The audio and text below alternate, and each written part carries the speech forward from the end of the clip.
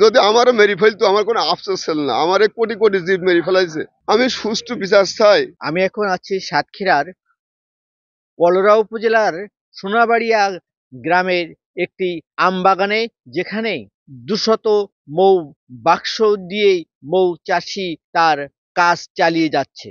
সম্প্রতি তার 190টি বাক্সে বিষ ঢেলে শত শত মৌমাছি হত্যা করেছে।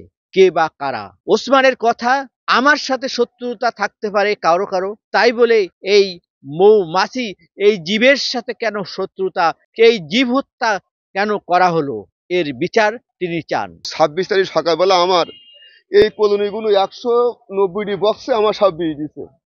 বক্সে কোনো এক মৌমাছিগুলোর দাম 13 থেকে 14 লাখ টাকা।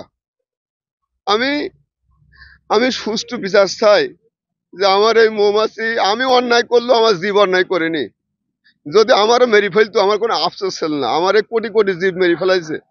এই জীবের হত্যার বিচার আমি চাই, যেন সঠিক বিচারটা আমি পাই। 25 থেকে 26 বছর এই মৌমাছির ব্যবসা করি, আমার কেউ ক্ষতি করেনি। যদি আমার এলাকায় এসে আমার এলাকায় ক্ষতিটা করলো, বাইরেও করেনি।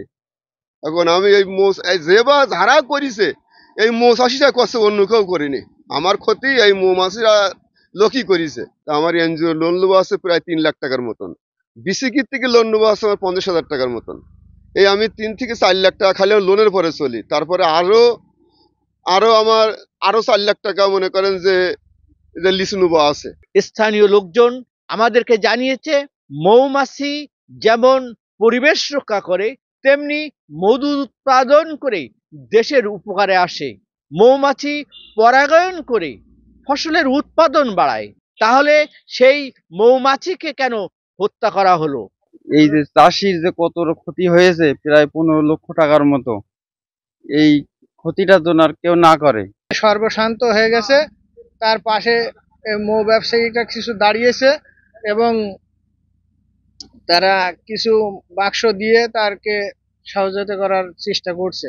আমাদের যেখানে আরো যে 20-50টা চাষি আছে, তারা সকল মিলে একটা দুইটা করে বাক্স দিয়ে আমাদের সহযোগিতা করছে। এই মৌমাছিগুলো তো কোনো অন্যায় করেনি।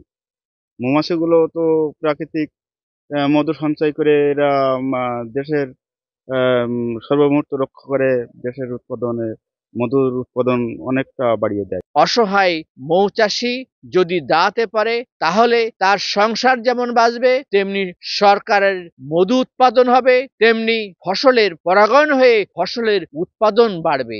মুমতাজ আহমেদ বাপি, সময় সংবাদ, সাতক্ষীরা।